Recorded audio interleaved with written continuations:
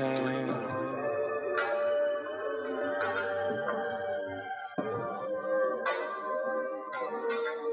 Full time.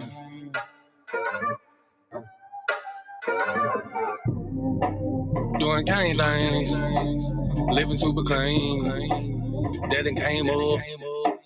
Can't control us. One time for the men doing cane thing. Dead fresh to the T, living super clean. 3 times for my folk that done came up. 4 times cause the man can't control us. 1 time for the men doing cane thing. Dead fresh to the T, living super clean. 3 times for my folk that done came up. 4 times cause the man can't control us. Look at you done came up now. Get it how you live, mess the game up now. Ain't messing with yoga, but get the flame up. Hey, used to be Toby, but got your name back now. I see ya, paid under pressure. 25 lighters, got them all on the dresser. If it ain't for you, ain't for you then. If you a lame or a sucker, wanna dress you then. Grown up now, bump the childish ways. Got a wife and a bunch of kids to raise. Punch a clock side, hustle or a business you endure to ensure that all the bills is paid. Slow clap for your homeboy, could've turned out like your homeboy. Been on the same block, cooking up the same rock on the cell block lock with your homeboy. But no, you had vision, you had gold. Brand new you on the old time road, take care of home where you bust your low. Black men don't teach, screaming bump the hoe. Real men talk, real king ways. Still in captivity, but minds ain't slave. Got a little wisdom, boy, you PD grade. Giving out the knowledge on the stoop these days. 1 time for the men doing cane thing. Dead fresh to the T, living super clean. 3 times for my folk that done came up. 4 times cause the man can't control up. 1 time for the men doing cane thing. Dead fresh to the T, living super clean. 3 times for my folk that done came up. 4 times cause the man can't control up. 1 time for the folk that have moved up. Even if you had a slow start, screwed up. Used to gang bang, now homie brewed up. Had a little plan, I had them blew up. Look at you like a man right now. Dressed to the T, smelling like a grand right now. And you ain't got nothing from a handout now. Just faith and hard work gets it planned out now. You could've took a bunch of dusty rolls. The hand dealt with a bunch of cards to fold. To stay hot while the world is freezing cold. The same plot, but the story's never old. Slow clap for your kinfolk. Could've been asking what your info. Prosecutor could be trying to do you in for the 2020 twins, so you passing out the info. But no, you had purpose, you had plans. I ain't throwing nothing on Mercedes bands. Won't impress y'all, don't need no fans. That ain't my God, who is that man? This real men talk, real king ways. Still in captivity, but minds ain't slave. Got a little wisdom while you peep these grades. Giving out the knowledge on the stoop these days. 1 time for the men doing cane thing. Dead fresh to the T, living super clean. 3 times for my folk that done came up. 4 times cause the man can't control up. 1 time for the men doing cane thing. Dead fresh to the T, living super clean. 3 times for my folk that done came up. 4 times cause the man can't control up. Yeah, real man. Sheesh. Yeah. Doing cane things. Living super clean. That it came up. 1 time for my king doing king things. Mom these hoes cause he know he got a good thing. I submit and I cook and I clean and I never hold back on that pop. I'ma let it rain. Made me honest, I got a ring. All praises to the most high, let it sing. A real man able, sister never came. And I ain't going nowhere, this is not a game. Look at you, girl, you're lonely right now. Settling for bums instead of men the most high. He provide and protect so he get our respect. And he leading us aboard when them chariots fly. I don't really think you hear me though. You can't cross this bridge on some billy goats. Let them save you in the end like a Seminole. BS help me, shout it, let the silly go. 1 time for the men doing cane thing. Dead fresh to the T, living super clean. 3 times for my folk that done came up. 4 times cause the man can't control up. 1 time for the men doing cane thing. Dead fresh to the T, living super clean. 3 times for my folk that done came up. 4 times cause the man can't control up.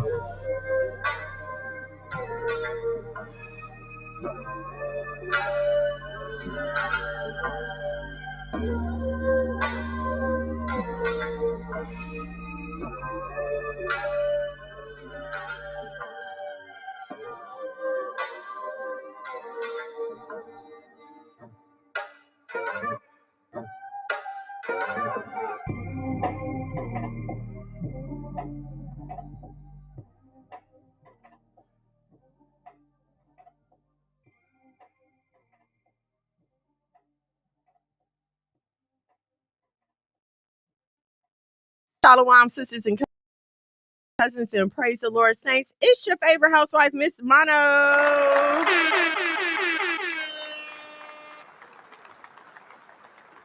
Good evening. Good Thursday evening to you all. Thank y'all so much for hanging out with me. Ooh, let me go live on TikTok and let me close this door. Hold on one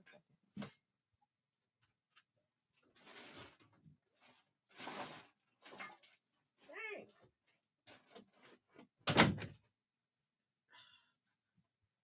Okay. My bad. I'm sorry. Good evening tonight to you all. My bad. I'm sorry. I had to, you know what I'm saying, had the door closed, get everything going and get in the mood. Thank you so much for being here with me this evening. You could be anywhere on the worldwide internet, but you are here with me and I appreciate that. Just in case you're new here and you're not familiar, like who's this face with this hair and all these braids? I go by at Miss Mono's World in these content creator streets, Facebook, Instagram, TikTok, all the places the content creators be. Please be sure to follow, share, subscribe, whatever is applicable on your specific social media platform. If you are not already on the YouTube, head over to the YouTube at Monologue Magad, MONOLOGMAGAD. Speaking of Monologue Magad, that is my oh so fine, oh so sexy husband. But you can head over to the YouTube to check out like past episodes. You can check out a lot of good stuff, some visuals, my husband's music, past and present, all of that good stuff is there on the YouTube channel. All right, so I'm trying to change my Facebook now. Hold on a second. No, it's not asking me for the password. Okay, well, you know what? Not today. Not today, Restream. Not today. Shout out to everybody on TikTok. Thank y'all so much for joining me. Okay, let me finish going through my stuff. I was trying to get my Facebook changed to public, but it's giving me a hard time. So shout out to my audience on the Nasai TV app. Download the Nasai TV app on your Roku, your Amazon, and your Fire Sticks. All right. I have a few things to talk about today. But of course, I'm scrolling the TikTok, right? The TikToker. And I found something that was very interesting. Okay. Thank you, sweetie.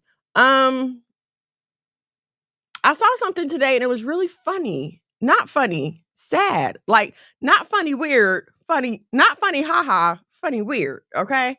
Now I don't know if a lot of y'all understand how but nah, shalom and shalom sis, thank you for joining me. I'm not sure if a lot of maybe the men, even some of you younger ladies may not be familiar with the workings of the female reproductive cycle. Okay, and I only say this because it's commonly believed that like once you get to a certain age and you go through menopause or you enter menopause, you should not be able to get pregnant anymore, right? Well, as a woman of a particular age who is going through perimenopause, I have found out that some women will get to that 1 year mark because it's 1 year without an actual period. You're considered into actual perimenopause. Leading up to that, it's just perimenopause, right? So you go through this whole long thing and then you don't get your period for a year and you figure like, oh, I'm good, right? No. Okay, it's 50, 60, 65-year-old women out here getting pregnant. And let me say, it's bad enough to be 64 and pregnant, but let's watch this and then we're going to talk about this as soon as I figure out how to share my screen. Those of y'all on TikTok, I know you can't see the screen, but hopefully you can hear. Okay, so I'm going to let this play and then we're going to talk about it. But you haven't been answering your phone. Judy? Yes, it is. Judy, I've been busy, Judy. I apologize. I've been caught up. Well, you know you got a baby coming, right? Baby who? Okay. Your baby. My baby? Yes, yes, you do have one too. You have one coming. I have one coming? Yes, you do. What?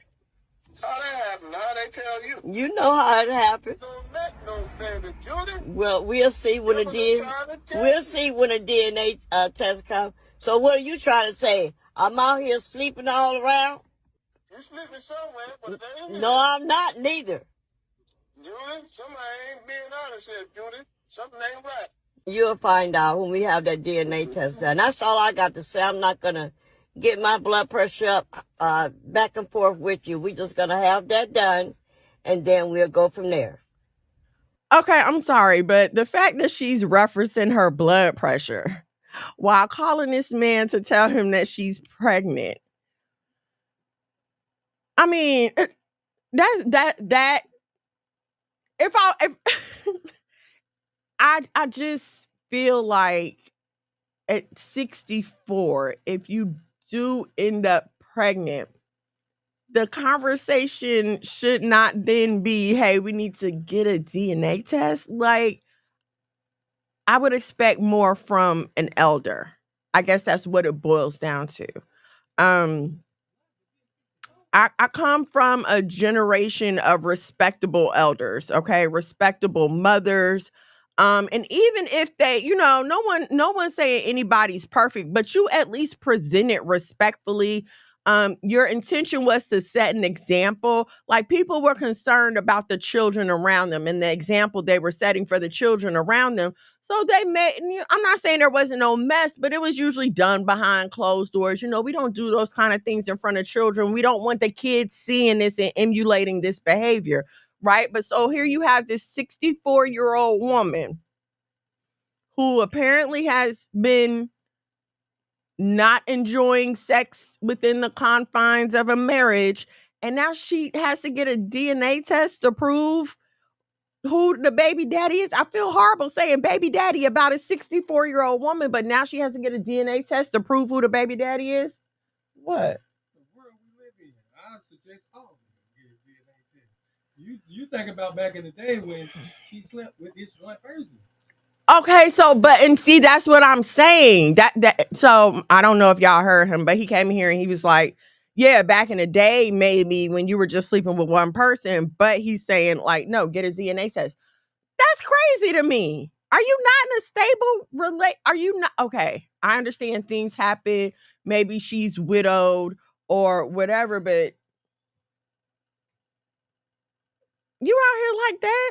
Getting pregnant at 64, and then the man that you're pregnant by, his response is not one of support. His response is, how you know that baby mine? Y'all 64 years old out here creeping around like that? That is crazy. I praise to the Most High that I'm still very happily married to the same husband. Like, the Lord keep us and protect us. And I ain't got that. That's wild. To be 64 and have to go through that, to me, is wild. Okay? That's wild. But I wanted to show y'all this thing. Hold on, if I can. Will this let me log in? I think it is going to. So I put up a post on Facebook earlier. And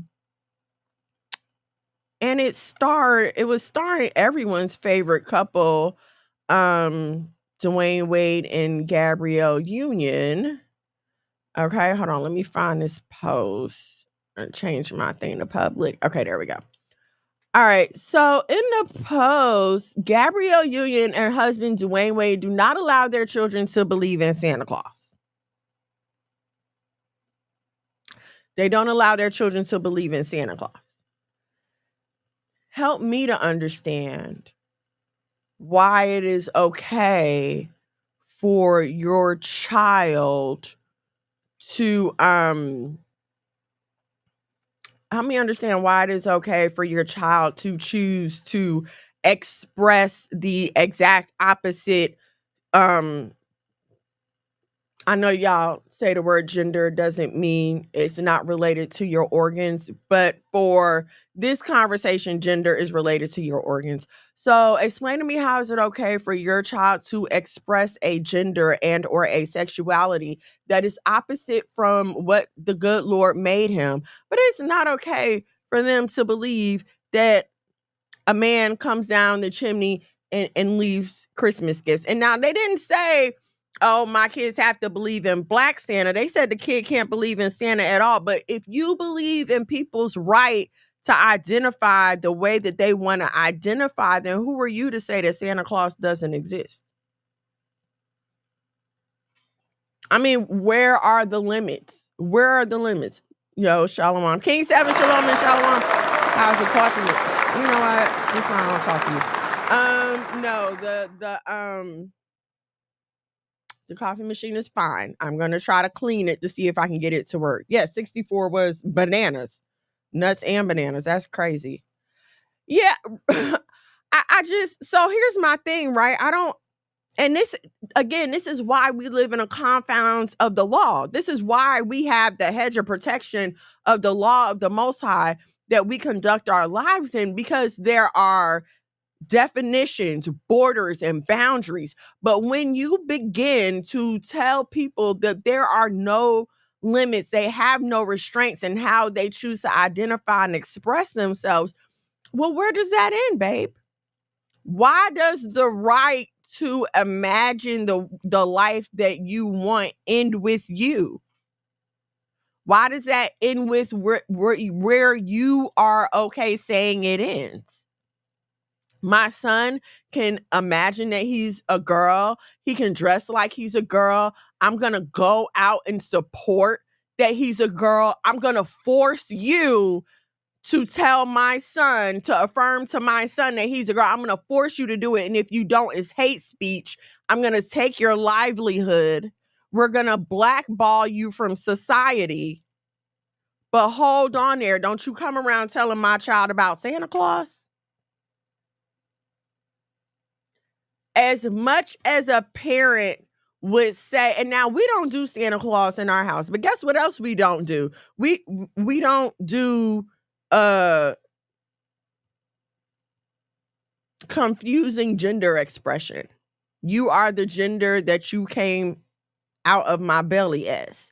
You came out as a girl, then you're a girl. You came out as a boy, then you're a boy. So we don't welcome any kind of wild imaginations. Therefore, Santa Claus, the Tooth Fairy, the Easter Bunny, all those people are not allowed. We don't subscribe to that either. So it's like, it's the hypocrisy of it all. The hypocrisy of it all. It's like, okay, I can murder people who I want to, but nobody else can. I'm allowed this right and this freedom, but my own children, I'm going to limit and see what I'm saying? The hypocrisy. How do you explain that to your child? How do you explain to your child that you get to go against your God-given identity, but that's where I want you to stop as far as your imagination?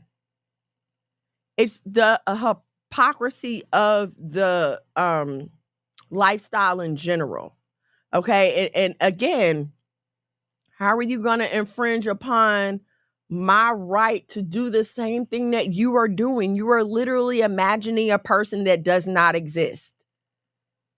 If you were born as a male, you as a female does not exist. You're literally imagining a person that does not exist.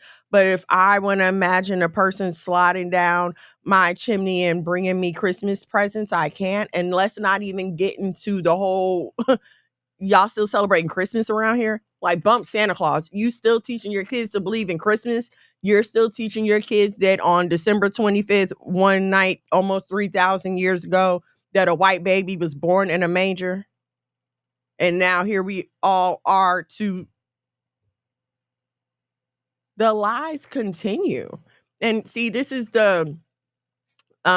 one of the pitfalls again of us not knowing the truth and us being fed this I'm gonna call it colonial Christianity. Okay. Because if you welcome one lie, you have to literally open the door to any kind of other imaginations. How else do I explain the tooth fairy to you and have you believing in this magical little fairy that's going to bring you $1 every time your tooth falls out, but not the Easter Bunny and not Santa Claus, and therefore not any other lie? Because if I can make this up, right? If I can make this up in terms of telling this lie to my children, then what's the stop them from making up any other character or thing that they feel like they need to make up for their comfort? This is what this is all about. Like, oh, this makes me feel normal. This is what I knew growing up. So this is what I'm going to continue doing. At some point, somebody's got to say no, like the buck has to stop here. It's literally like building a dam in the middle of a lake. Like you're trying to stop the flood of lies from coming in and taking over your children. But now when you get to people who live in a lie, one lie is okay, but the other, right. It's like only the lies that serve me are okay. You know, once this lie doesn't serve me, then I'm going to tell everyone else that they're wrong for believing in it. That's crazy. That is crazy. It's beyond me. Like, get you a purse and wear you a dress, but don't you dare believe in Santa Claus. Oh, no. All right. So I wanted to talk about this video I saw, and I didn't save the clip. Because at first I was like, I'm not going to talk about that. But as I've been thinking about it, like during the week, I am going to talk about it. So in this clip, there's a younger girl. She looks to be like in her 20s, maybe, expressing her frustration with older women who she feels are in competition with her, as opposed to setting an example for her and her peers. And now, I mean, I understand I'm 43 now.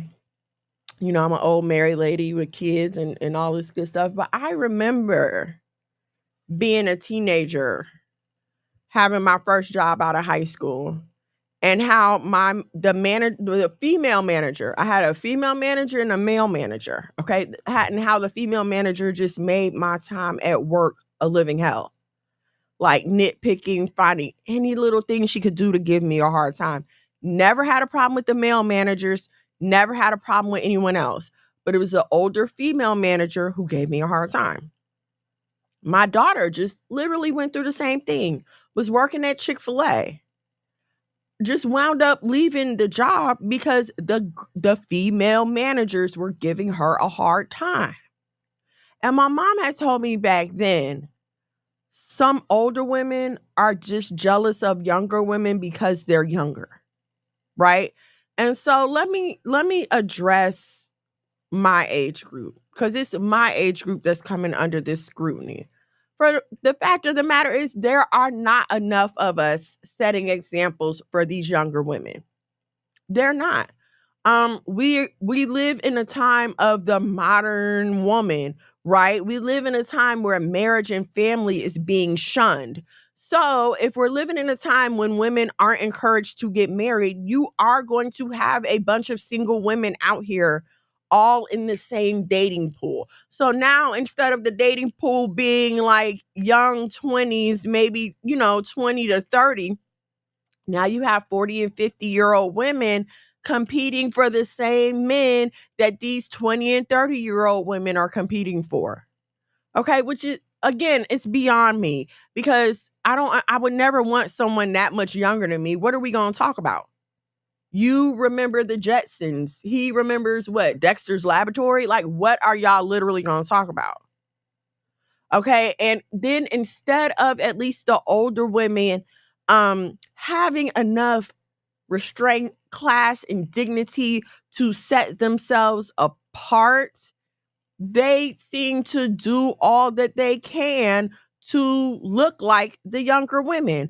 I'm not talking about hair color and makeup, because, hey, that's free for everybody. And yes, I'm going to do it as long as I can and I want to. I'm talking about y'all going out here getting these BBLs, getting these facelifts, paying for Sono Bello and all these non-surgical laser, just spending thousands of dollars trying to either stop the clock of time or reverse the clock of time in order to give off the image of a 20-year-old. But I'm going to tell you something, as a 43-year-old, I don't want to go back to being a 20-year-old and having to date and figure out life again. Why would you even put yourself in that arena? You look foolish.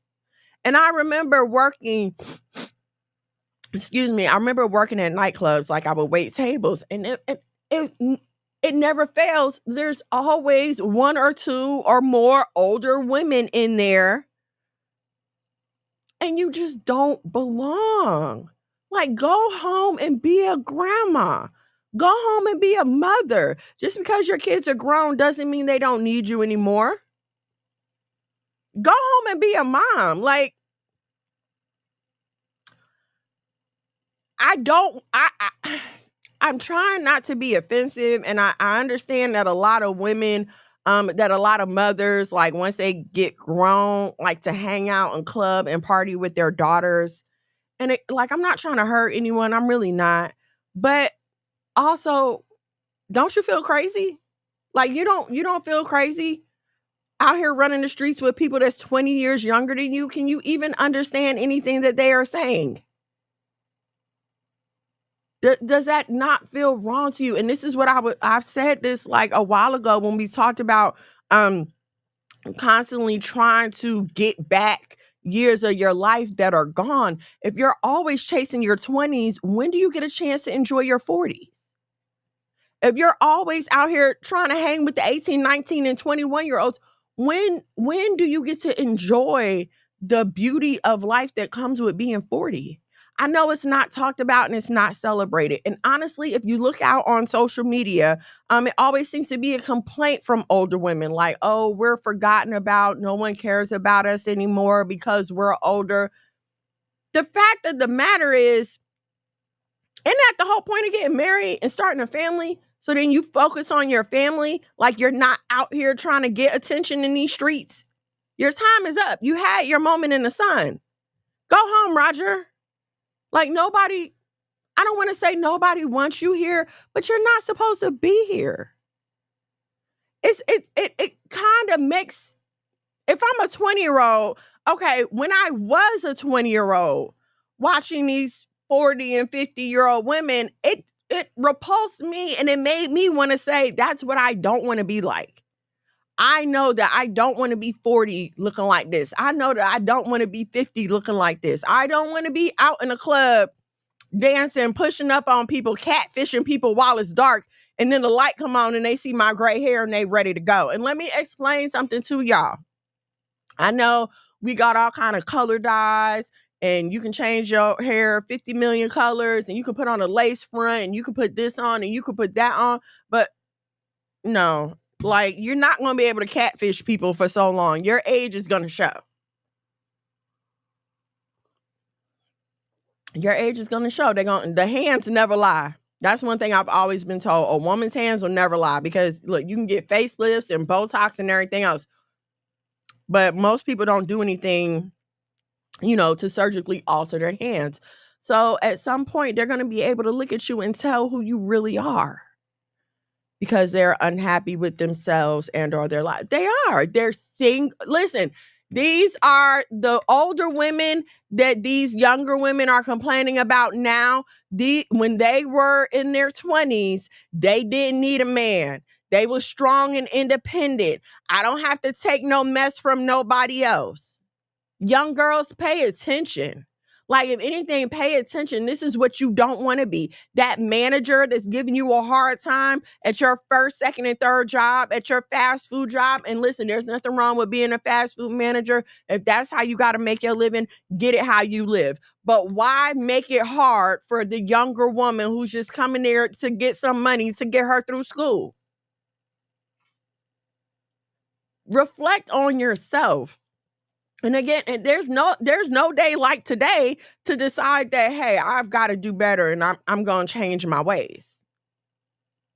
But all this is doing is creating more separation between a nation of people who need to be figuring out how to come together. But now you're causing separation between the older women and the younger women. And so who are the younger women supposed to turn to learn how to love their husbands, how to raise their children, how to keep their home? You can't tell them how to love a husband, because you can't get one and or keep one. Something's going on. And don't tell me you're married, but you out running the streets every weekend. Who wants that? That's not right either. Your kids have nothing to say about you. That your kids have nothing good to say about you at all. They on TikTok making TikToks. They on Facebook making they on Instagram making videos explaining to everyone how you was never there for them, how you was trying to how you was always trying to be their friend, how you always trying to run around with them instead of being a mother, how they wish they had a mother, how they didn't have a mother all of their life. And instead of you listening and reflecting and taking that in and figure out, okay, now what can I do different? How can I change this? Because I want to be a good mother. I don't want my child to have bad thoughts about me. Instead of you doing that, I don't give no F's. I'm out here living my life. Can't nobody tell me what to do. Listen, ma'am, you're going to need somebody soon. You're going to need somebody soon. Okay. And it's not even about a message of doom. But we just all eventually need help. We just all eventually need people. You're going to get older, Lord willing, and you're going to need some help. And guess what you're going to expect? You're going to expect those same kids that you neglected. You're going to expect them same kids that you didn't have time for to drop their families and drop what they're doing and come and help you. But why? But why? And the neck. Yes, I know mine do. I'll be trying to put cream and stuff on it, but it is what it is. But yes, the neck gonna tell it.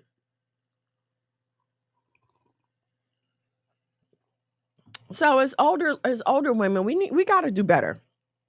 We have to do better about moving out the way. Nobody's saying you got to disappear into oblivion, but baby, go into your correct peer group. You have no business at the under 18, at the 21 and up event.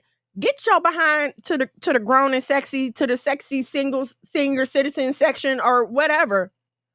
But get out these young people way. Please, y'all. Come on. You gotta do that.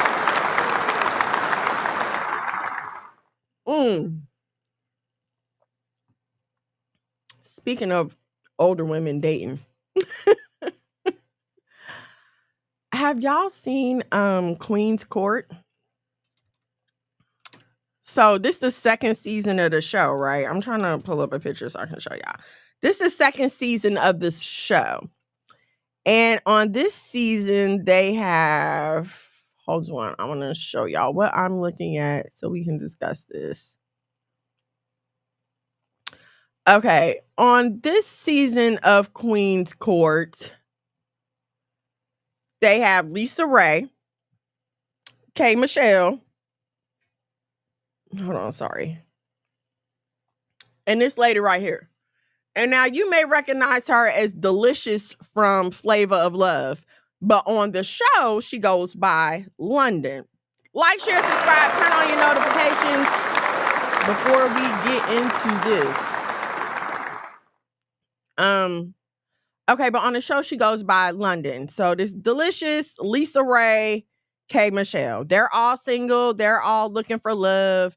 So that's why they're on this show. Queen's Court. I don't know if y'all watched it last season, but last season, Brianna, Shalom and Shalom, sis. Oh, you never heard of it? Okay, so last season, it was Evelyn Lozada, Tamar Braxton, and who was on there with them? Evelyn, Tamar, and somebody else. But if you've heard about Tamar and JR, or you seen any pictures or rumors, that's where she met that guy. She met him on Queen's Court, okay? And that's when they started dating, whatever. All right, so I'm sorry, y'all. Queen's Court is back for seasons 2. And now I have Peacock. I pay for Peacock. So I went ahead and watched the whole season. The whole season is loaded on Peacock, but it comes on every Sunday on Bravo. Now let me say this, okay? Lisa Ray is she's the most natural one there. I mean, she doesn't have any obvious BBL. She doesn't have any obvious surgery. Like, she's not going through any extremes to cover up her natural self. And I have to say, like, it was just so refreshing watching her because she looked like a woman of the age. I believe she's in her 50s. She looks like a well-kept 50-year-old woman. Like, let's get out of this thinking that looking 50 means you look bad. No, we all know that black don't crack, okay? So she looks like a well-kept 50-year-old woman. I mean, she covered herself up. She was very ladylike. It was so refreshing watching her. K. Michelle, y'all know she's K. Michelle. She had the surgeries. She done lightened her skin. She done changed. She got her Michael Jackson nose or whatever. Now, I will say this, though. At least with K. Michelle, Angelina Shalom and Shalom says, thank you for joining us. Love you, too. At least with K. Michelle, she seems to have a little sense about herself. Like, it's something going on upstairs. Because there was this one guy who was trying to pursue her, and she was just like, I'm not getting the vibes. But she called his behavior exactly. Like, she know what you know how you dealt with a certain thing for a while, you've dealt with a certain spirit, or you dealt with a certain type of man after a while. So you just, as soon as you see it, you know it. So she's on that, okay? So, but when you get to Miss Delicious, so she changed her name. I'm sorry. She's calling herself London on the show. But, I mean, she's very obviously surgically enhanced. Almost to the point where it's a little gross. Like, it's a little gross.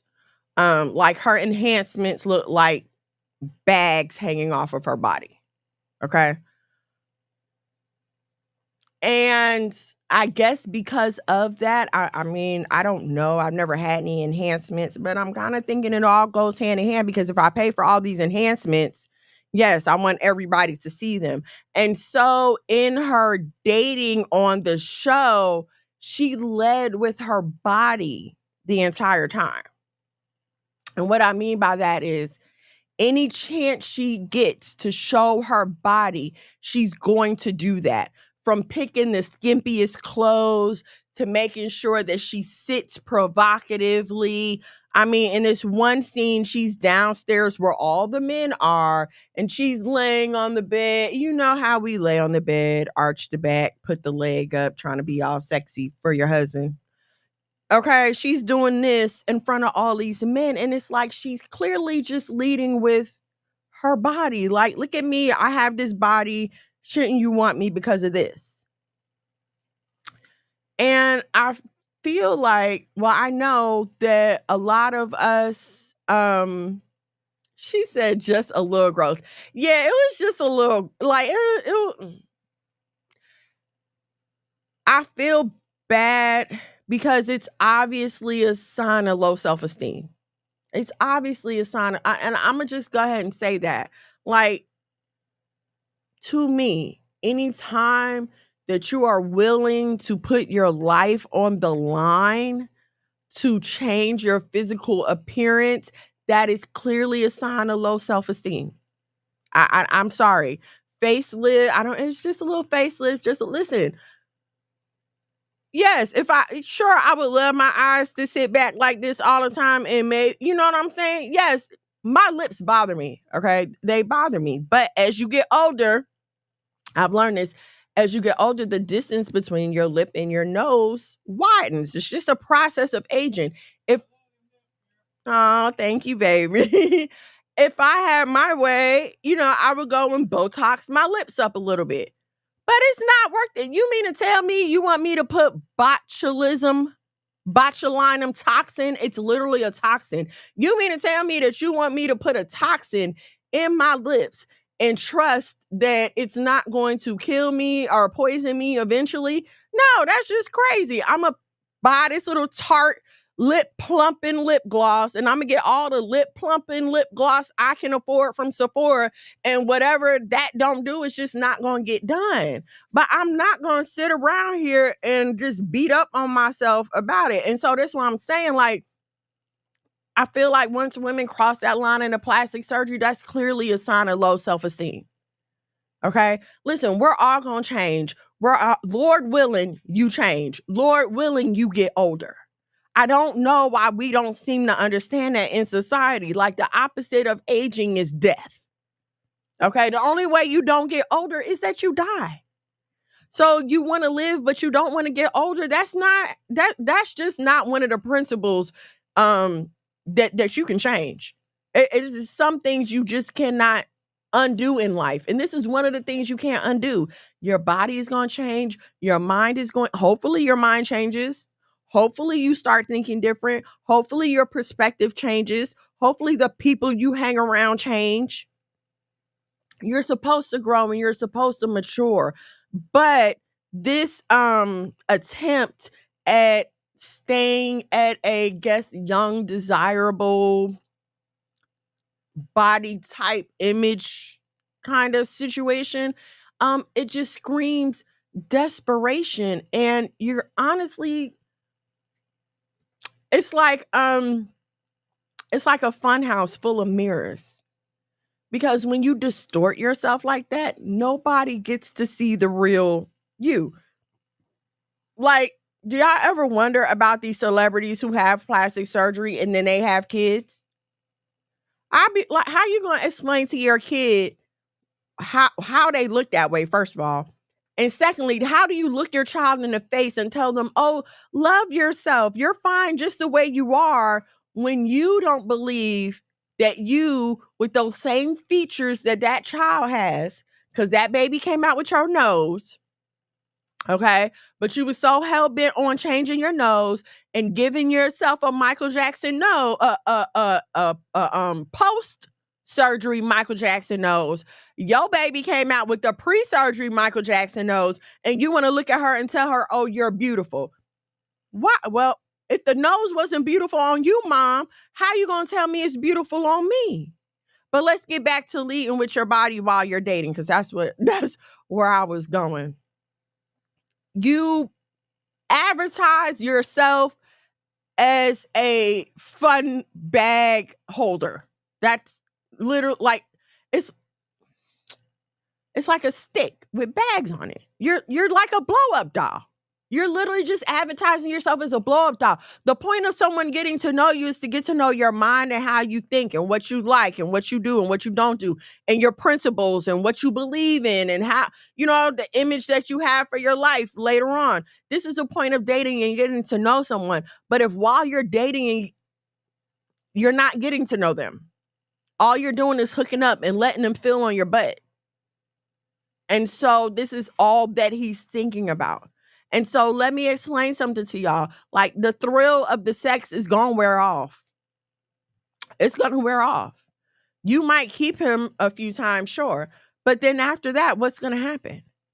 What is there for us to discuss? I don't even know what you like. You don't even know what kind of food I like. We have nothing to talk about once the do is done. And this is what y'all don't seem to understand. Yes, you can get a man aroused. And yes, in that state of arousal, you may be able to get him to say and do some very crazy things. But once that arousal is relieved, ma'am, sis cousin, what reason does he have to stay around? You haven't proven that you can add any value to his life. He doesn't even know you to be able to carry on a decent conversation that does not include sex. Almost all of her conversations included sex. Even when she was telling them, oh, don't be just looking at me like that. I'm more than just sex. No, you're not. And the fact that you keep having to say that lets us know that you're not. But if I could get this stomach done, listen, the stomach too. If I could get a tummy tuck without getting a tummy tuck, I would get one, okay? But guess what? I'm healthy. I'm strong. I'm not in the hospital. I can eat what I want. I mean, weight-wise, that might not be good, but I can eat what I want. I ain't got no tube in my stomach. Ain't nobody feed me on no tube. I don't need no oxygen. I can run. I can walk. I can hug my kids. I can love my husband. I'm healthy. That is such a underappreciated quality these days. And it's wild. It's wild. This world is crazy because here we are in the middle of what's supposed to be Breast Cancer Awareness Month. But does the vanity and the hypersexuality and just does any of that stop? It doesn't. It never stops. Going after this world, the chase is never ending. It's always going to be something new. Because guess what? Even when you go get them boob implants, you got to change them every like 10 to 15 years. It never stops. Once you start leading with your body, you can't stop leading with your body. This is how you got this person interested. You don't even know if they really like you. They don't really know you. You don't like the way they smell. You don't like them. But you've led with your body. So now somebody's paying attention to you. Anybody's paying attention to you and affirming that hole that you have in your heart. But now, so what about when the ride is over? Because leading with your body is like riding a roller coaster. Oh, it's fun. Ooh, it's fun. It might be a couple of funs. Like, ooh, you get a couple of good drops, a loop-de-loop. We're going to go upside down. We're going to go in a circle. We're going to go sideways. But then when the ride is over, then what? And I guess we feel like because we're not in school anymore, that reputation doesn't matter and that people don't talk. But let me even live in some place like Atlanta. Like when you start running in certain groups, Atlanta becomes a very small city. People know people and people talk about people. And people will definitely talk about you if you walking around hoeing like that. And then here you are back to square one. Nobody loves me. Nobody cares.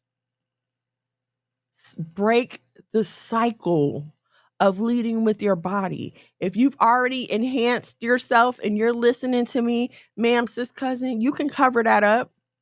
You don't have to have your chest exposed all the time. You don't have to have your butt exposed all the time. You might be like, well, it even shows in my pants or whatever. Well, at least put on some pants. Put on some pants. You can get some nice mom jeans. Everything don't got to be skinny jeans. Okay? We don't need to see your crack and everything else. Like, share, subscribe, turn on your notifications so you know when we go live here at the House of Mono. Being healthy is a big flex. It is a big flex because there are so many people around us who are not. And it's not, here's what's wild. It's not because they're old. I mean, we live in the age of modern medicine and modern technology. So it's not always so much that people are old. Sometimes they can't help it. Sometimes it's genetics. Sometimes it's bad choices that have been made. For whatever reason, the Most High decided to bless me with my health. I'm thankful and I want to keep it. And I'm not going to do anything to try to jeopardize that. Okay? All right. Like, share, subscribe, turn on your notifications so you know when we go live here at the House of Mono. If you're on TikTok, like and share the live. Thank y'all so much for joining. Thank you for the likes. If you head over to the YouTube at Monologue Magad, MONOLOG MAGAD, you can see and hear everything. If you like what we got going on here at the House of Mono, or you would just like to throw a little support, you can head over to the Cash App $, the House of Mono. $1 or $2 will do. $1 or $2 will do. I need to make that a jingle. $1 or $2 will do. All right. All right, so let's get into our main topic here. Our main topic is you lay down with dogs. And if you have any old school moms or your grandma or somebody, you've definitely heard the saying, if you lay down with dogs, you'll wake up with fleas. I mean, who hasn't heard that, right? And so the gist of that is, birds of a feather flock together. The company you keep will wear on you. And so basically you assume the behaviors and the qualities of the people that you associate with, and then this is how you begin to live your life. Touche. Allow me, though, to give you a different story, okay? Most of y'all know we have dogs here, all right? Mine is Westside Bullies. You can follow them on IG. So, but we have two that are in the house right now. Our pocket bully Shira, and we got a new puppy. She's like 15 weeks old now, 15 or 16 weeks old. We got a new puppy, Khaleesi, right? And Khaleesi is she's not gonna be a pocket bully. I'm not sure if she's a standard or an XL. She's a what? She's a standard. Okay. So Shira is short and wide. She, like, if you think of like a bulldog, she kind of got that frame, short and wide and stout. Khaleesi is still a puppy, but she's gonna be regular size, so she's a little taller, whatever. Shira has been in the house for 2 years now. I'm gonna say like 2 years and some change. She's been in the house for some years. She's a house dog. Shira don't bother us. We don't bother Shira. We take her out in the morning, maybe like at morning, at noon, and at night. Sometimes she only go out twice a day. She get her little food. She follow you around. She'll lay down, whatever. She just, she cool. We bring Khaleesi home, and now we went through this before with puppies, but Khaleesi is a puppy that we're keeping. So I guess this is different for Shira, right? But so with a puppy, she's still being crate trained. So we're still taking her out every 2 hours. We're playing with her. We're trying to get to know her. She's a new puppy. She has more energy than Khaleesi. So she will actually chase the boys around. She'll, do the little tug of war with the toys and stuff like that. Well, eventually, Shira, I guess, started getting jealous of Khaleesi. And I had no idea because, like I said, Shira's just always been here, right? But so she started using the bathroom in the house. And now she has not done this in years. Like, usually if she uses the bathroom in the house, something's wrong. Like, she's sick, she ate something or something like that, okay? But now for no reason, she's using the bathroom in the house. And at first we're like, okay, it's us. And maybe we just need to start taking her out more. But we start taking her out more and she's still doing it. Okay, now she's just acting out, right? And so in order to combat her acting out, we had to start putting her back in the cage like we do the puppy. And so, in your mind, you might be like, well, why would she do that to get herself locked back up in the cage? That's just crazy, right? Because that's what I'm thinking too. But she's a dog. And she has no control over her emotions to the point that she will let her jealousy cause her to be caged up all day like a puppy. She's let her jealousy cause her to have to be disciplined and treated like a dog who does not know better. And I propose to us people that sometimes we, as those who have been set apart by the Most High, we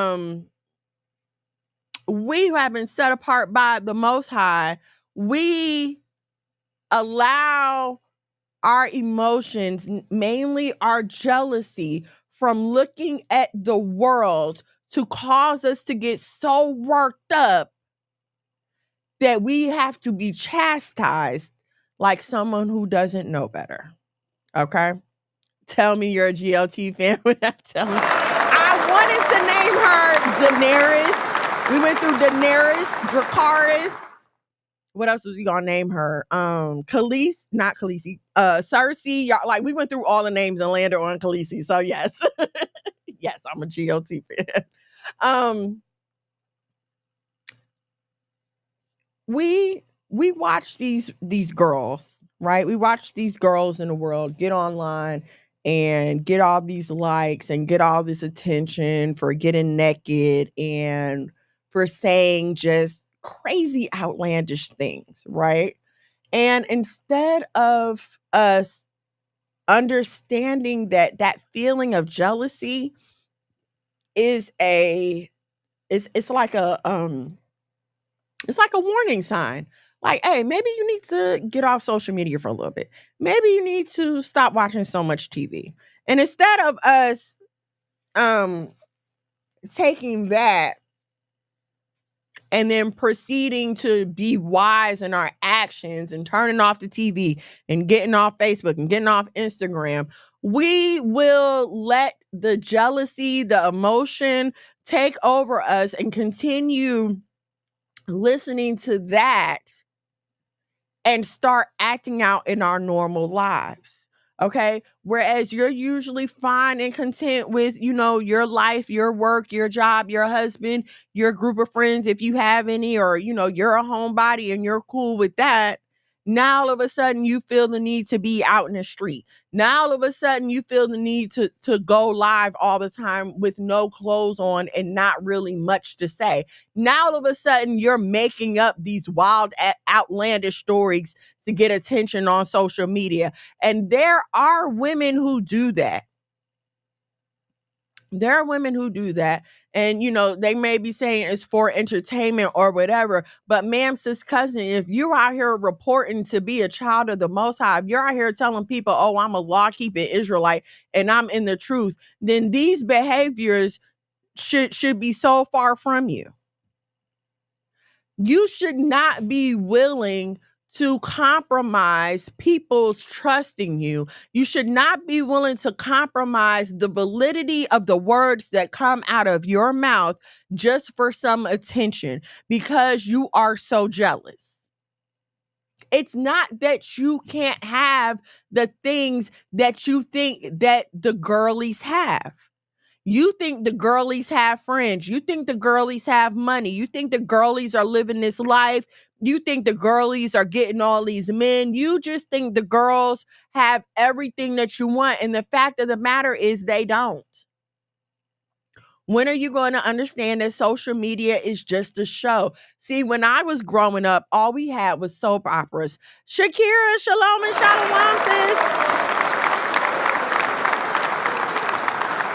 When I was growing up, all we had was soap operas.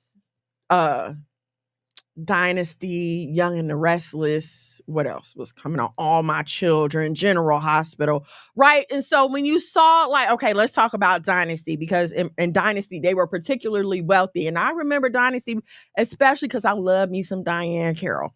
Okay, so in Dynasty, everybody's rich, right? These were Texas oil magnates, okay? And so you have the furs, the diamonds, and these mansions, and everybody's living lavish. But we understood that this was fake.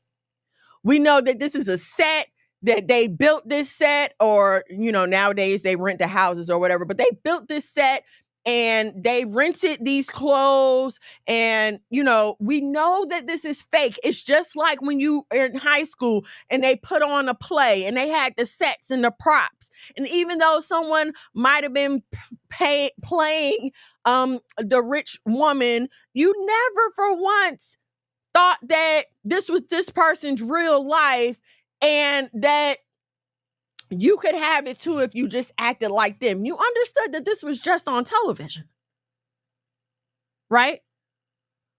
So we went from fake sets, fake props, and the studio paying for everything, to now your house is the set, your furniture is the props, and they expect you to pay for everything and put on the show. And instead of you saying, nah, I'm good, I'm not falling for this, you will drive yourself into debt. You will work yourself into an eating disorder. You will spend yourself into more debt trying to provide the setting and the facade of a life that you do not live. Dang, my phone just died. And ain't no phone charger in here. We used to have a phone charger in here and we don't no more. That's crazy. Okay, I'm sorry. Let me take this down so I can concentrate. Okay, of a life that you don't live. You're fronting a life that you don't live. Why? Why is what's in front of you not good enough? And I'm not saying for you to stop there. I'm not saying that you're wrong for wanting more. I'm not saying that at all. But what I am saying is you're wrong for looking at the world and lusting after the things of the world and then taking on the world's attributes to get those things and still feeling like somehow you're in righteousness. See, because that's what it is. Y'all won't cross all the way over into the world. You won't just go all the way out there. You want to somehow figure out how I can bring the Holy Spirit with me into this foolishness and somehow make it okay so that just as soon as I'm done over here, I can come right back over here to being sister so-and-so. What kind of example are you setting? See, because it's just like the dogs upstairs. You're letting your jealousy trap you when you don't need to be trapped. You let them deal with the issues that come with faking a life. You let them deal with the credit card debt. Let them deal with getting evicted every 2 or 3 months. That's for them to deal with. The Most High did not call you to that. He called you to a life of peace and stability. He called you to be the wife of one husband, the mother to your children, the keeper to your home.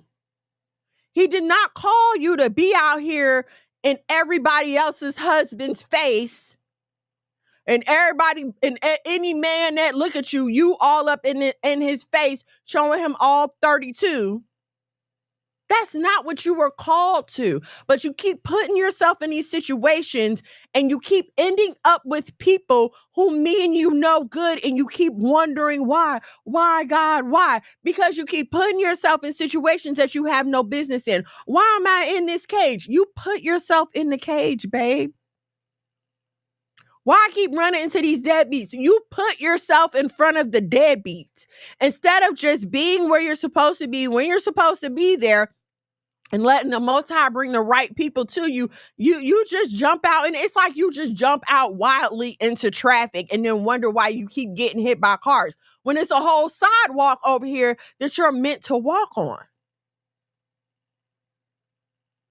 Don't go chasing waterfalls. That song had a meaning. Live the life that you are given. And okay, let's talk about this. A lot of people live under the saying, fake it till you make it. And that's why no real man will want you. Because you out here faking and fronting, acting like you... Oh, hold on, y'all. That was my foot. My bad. Okay. Sorry, I forgot the box was by my foot and I hit it. You out here faking and fronting, acting like you live a life when you don't. That you don't live. You want to act all pretentious, right? And like, oh, I'm too good for this. I'm too good for that. You know, I live beyond this. I don't go here. I don't go there. When it's some very decent men who you could be getting to know, who you could be marrying, who you could be building something with. But we're so, again, we're so busy out here trying to be like the rap girls and all the other girls. Oh no, I need me a baller. He got to be making this. He got to be making that. Not realizing that you're not the only girl after him. You're setting yourself up to compete on a playing field that you are not ready for. Let me explain something to you, honey. These girlies out here, their mind is different. They think different. They got a whole different perspective. They out here about that life. They willing to do whatever they got to do to get whatever it is they think that they want. They are willing to let people use their exit as an entrance in order to get what they want.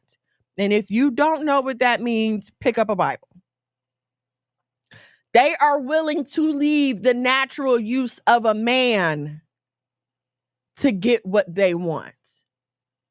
See, you think it's a game out here because you have options. The Most High had already called you to a life. So you feel like that life is going to be like your safety net to always go back to. Well, I know I can always go back to the Most High no matter what happens. So let me go out here and audition for baddies. Let me go out here and audition for a Hoes of Atlanta. Let me go out here and try to hop on the pole at the Pink Pony. The Most High will always be there for me to go back to.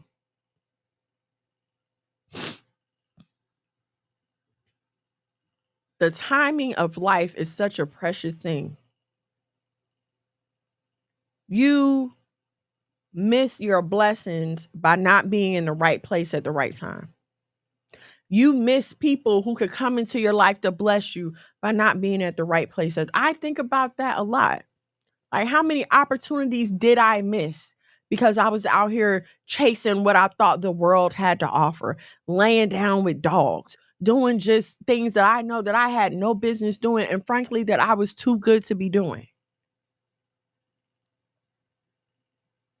What dreams that I could have accomplished did I let pass me by?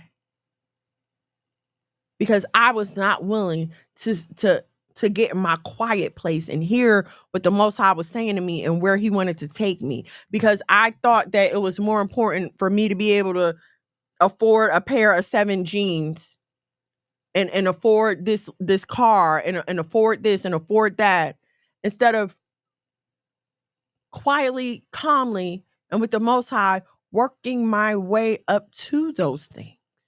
I had a great job when I came out of high school.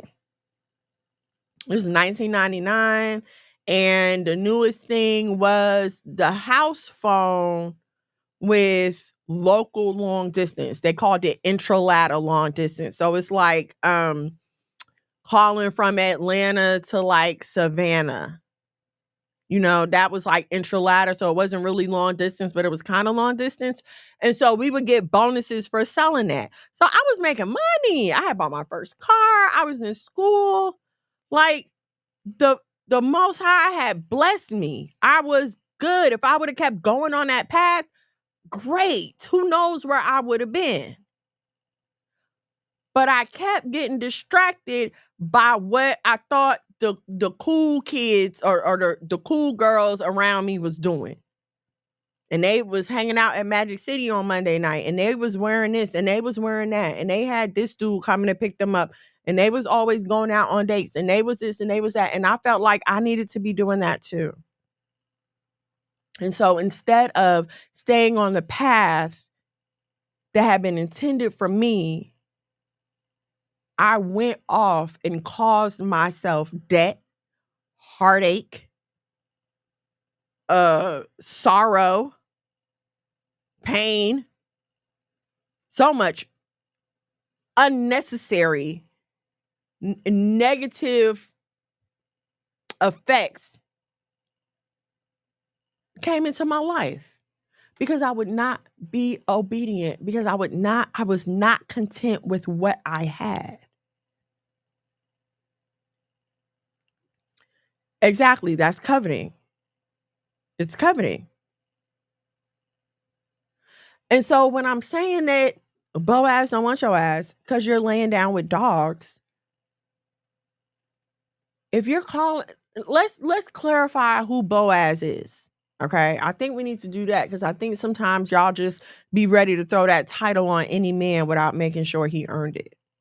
All right, so if we look at Boaz in the Bible, he already had property. He already had land.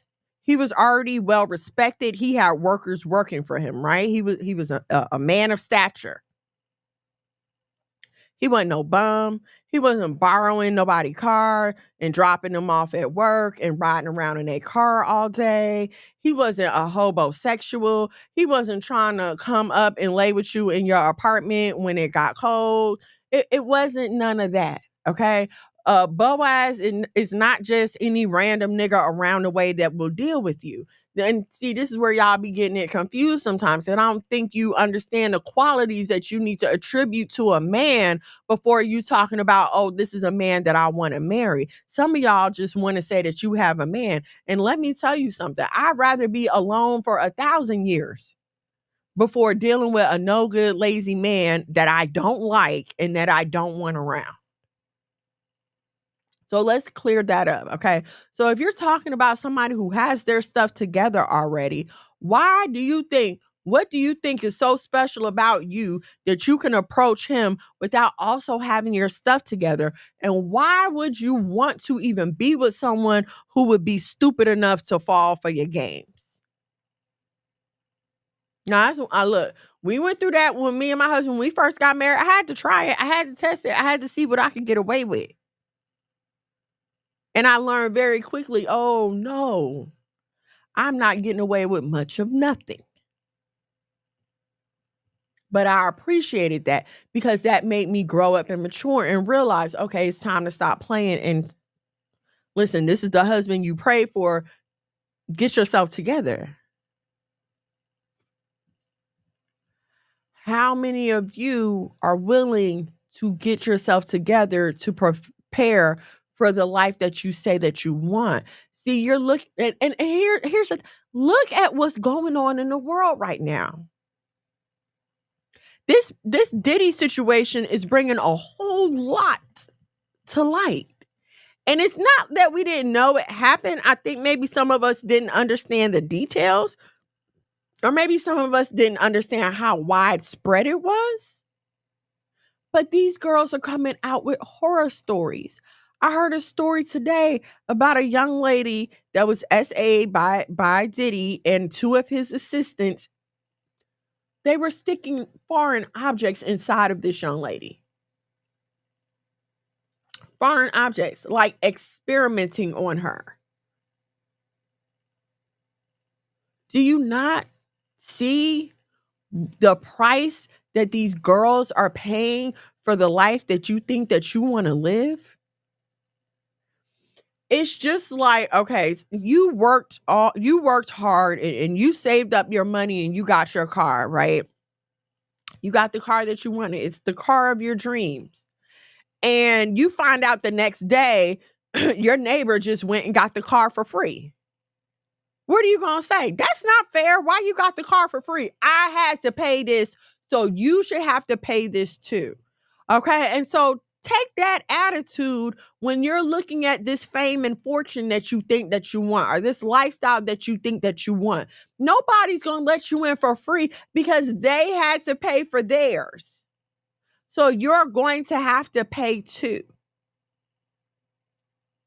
This is a world system that you are dealing with here. You may feel like because it's on your phone in front of you that it's localized, that it's a little micro world, and that, oh, I can just operate inside of here. Have you not gathered that even when it comes to social media, there are only a chosen few that are ever going to make it past a certain point?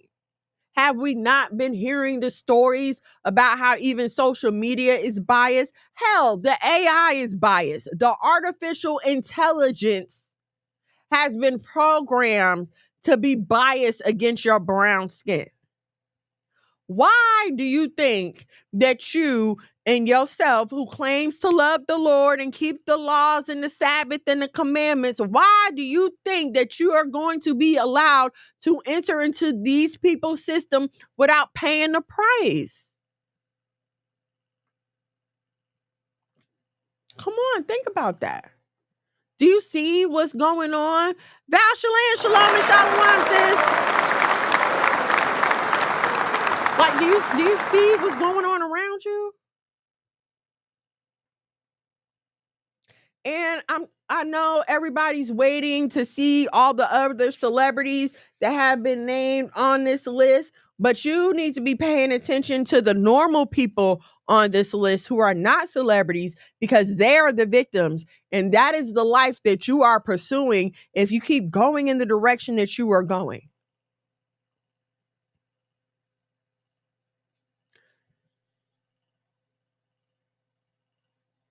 I'm not going to say that nobody wants to deal with a damaged person, but gosh doggone it, it would be a lot easier if they and you didn't have to. Ralph, shalom and shalom. Thanks for joining me. Only God knows what they do behind closed doors, and we may look and want those, but at what price? So exactly. Look at Young Miami, aka Carisha. Now you may know her from her show Carisha Please. Okay.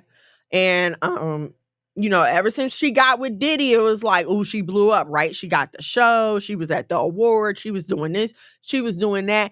And she sat on the world, this same worldwide internet that we are sitting on right now. She sat on the worldwide internet and told people how he pees on her and how she likes to be peed on.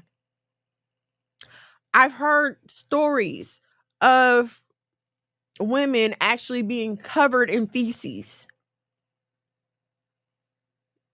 Covered in feces.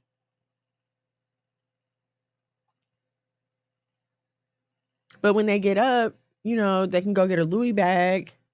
When they leave, he's driving her home in a Lambo.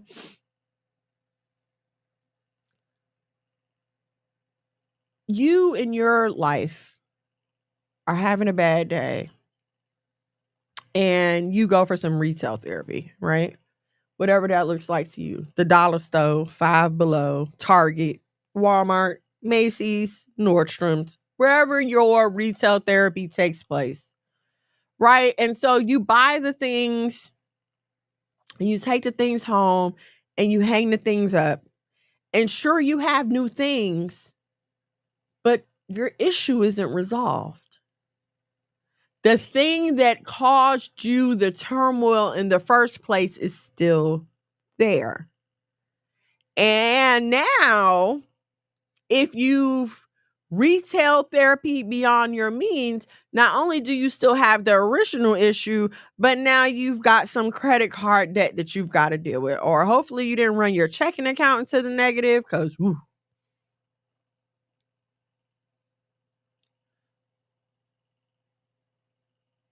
just because the things cost more does not mean the effects of these things is any different. Whether you go to Macy's and get you a Michael Kors bag, or you go to Furla and get you a Furla bag, the effect is neither one of those bags are going to solve your problem. Neither one of these bags are going to solve your problem. You're still going to have that same problem, and now you had to pay for a bag. It's just like how people talk to drug addicts and alcoholics, like the alcohol doesn't solve your problem, and now you've added instead of solved or taken away anything. You won't. Let me think on that thought before I let it out. Superhead said over half of those people knew exactly what they were signing up for. I read her book. I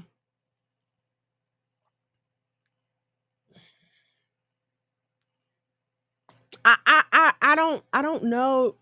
I don't know that I believe that. I'm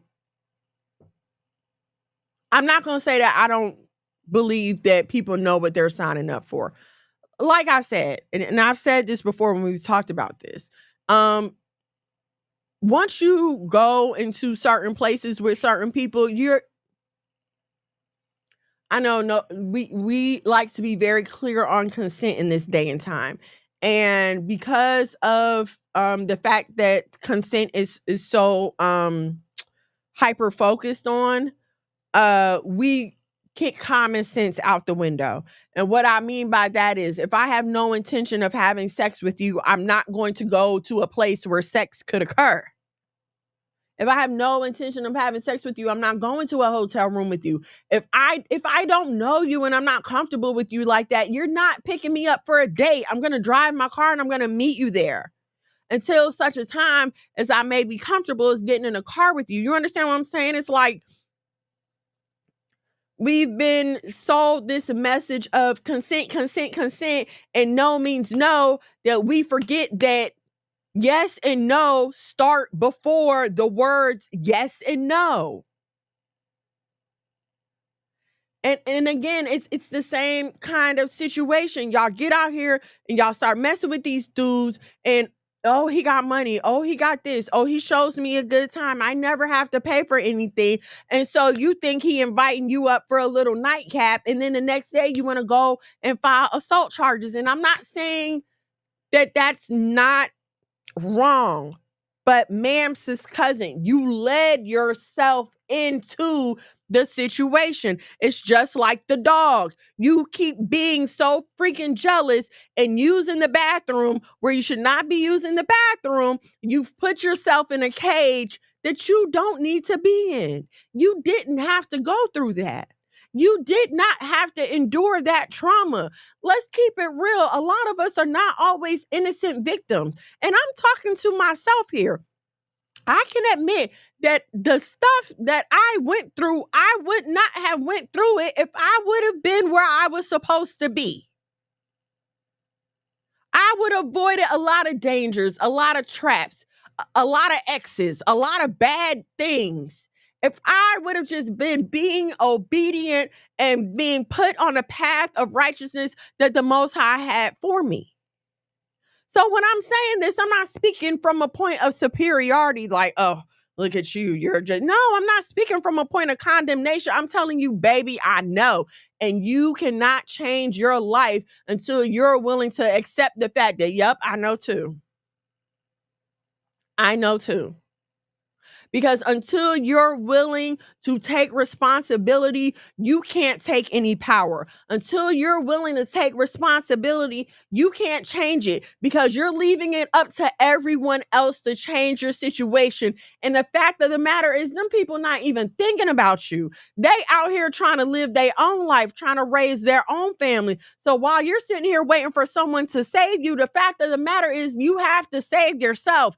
And the way you begin to save yourself is by saying, I know that I was wrong and I did A, B, and C to put myself in this situation. Am I saying that the assailant shouldn't be punished? No, that's not what I'm saying. But how does the assailant being punished bring you any peace? How does the assailant being punished undo what they did to you?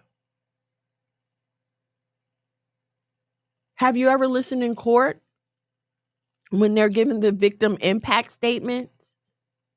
What do they always say? Punishing this person won't bring my family member back, but at least I can close the chapter. At least I'll have an answer. But I'm still hurting. I'm still crying. I'm still grieving.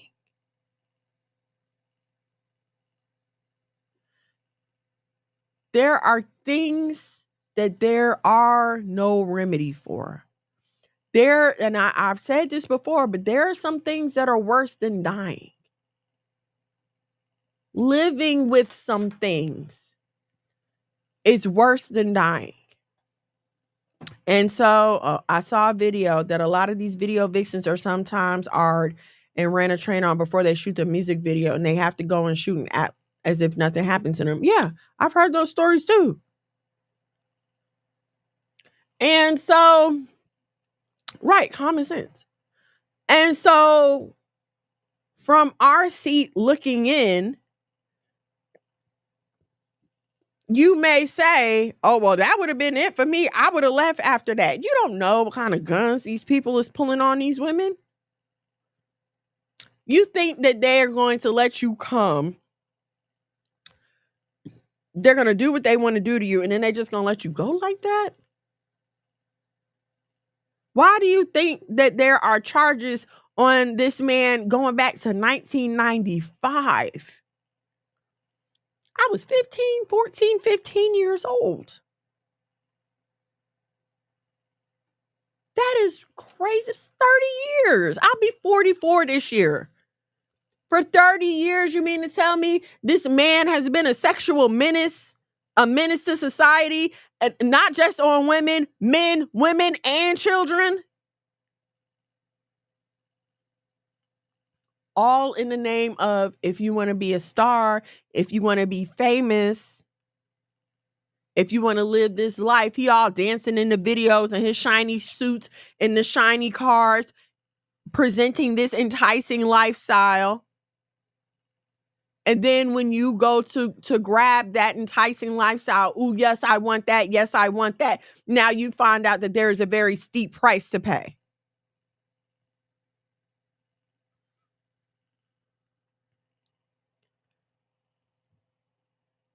You're literally stepping down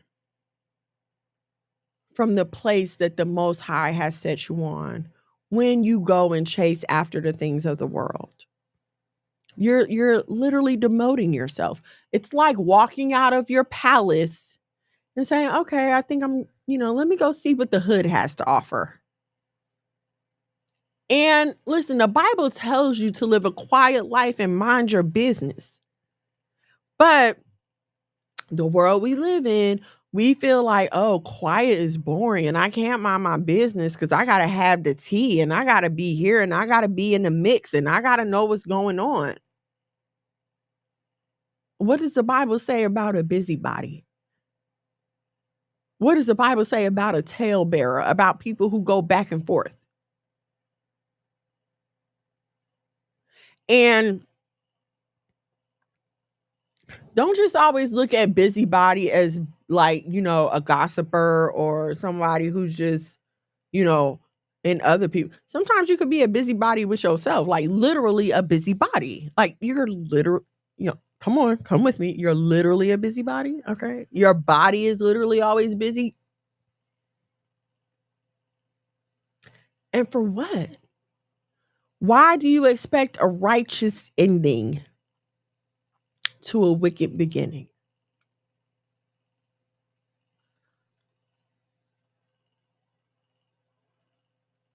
Listen, I'm gonna speak for myself, okay? Because I've been in some tumultuous situations. And when I came to myself and realized, like, you know what, this is stupid. What am I even doing here? I ran as far away from those people and those places as I could. Once the light came on and I realized, like, what, this is beneath me. What am I doing? I don't keep in touch with nobody from when I used to run the streets. For what? For for what? I didn't belong there with you anyway. Like you were never supposed to have the pleasure of even knowing that I existed. So for what reason do we still need to be friends? For what reason do we need to still keep in touch when all of our communications were corrupt? When we had nothing positive ever came from this relationship. All this relationship has brought me, whether it be a friendship or a sexual relationship, all this relationship has ever brought me is trouble and hell. So why, once I've decided to go back to my rightful place, am I going to keep in contact with this demon who was sent to attack me? I mean, come on. And so for me, I'm going to say, I don't understand people staying attached to people who have traumatized and or abused them.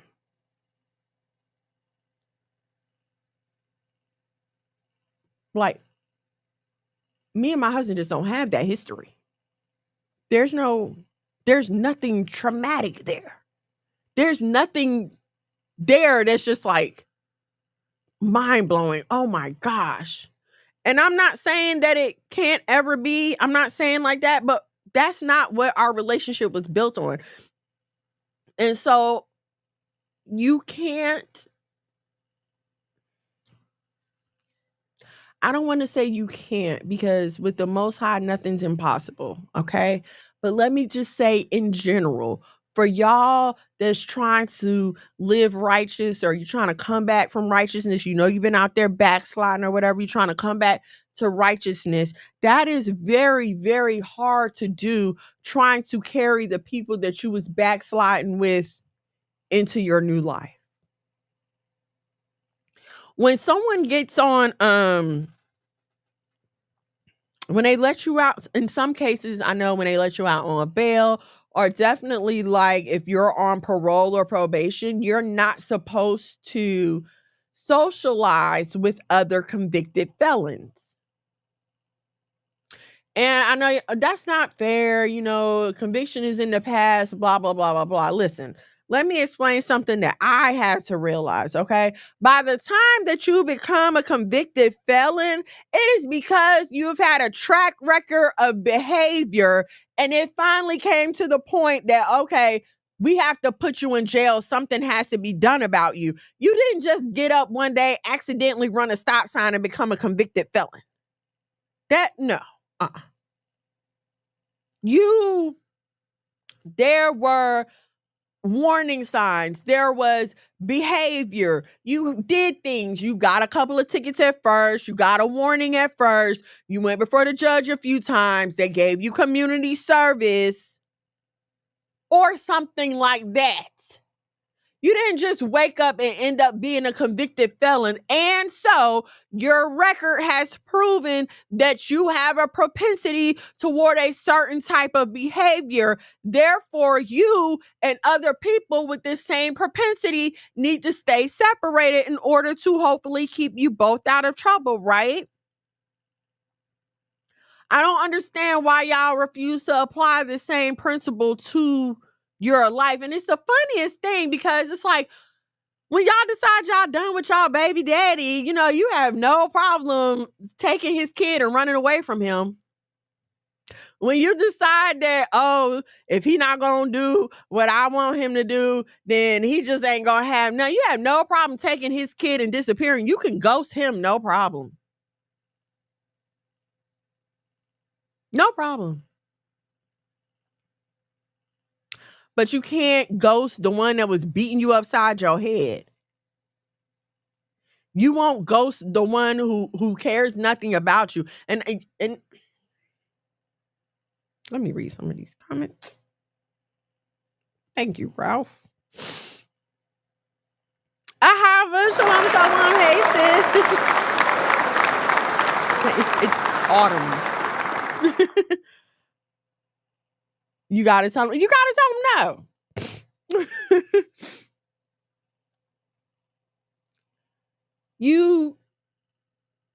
And then here's the other thing, right? This is why I'm very, at least in my personal life, I had got to a point where I had decided that I was not ever approaching or chasing a man.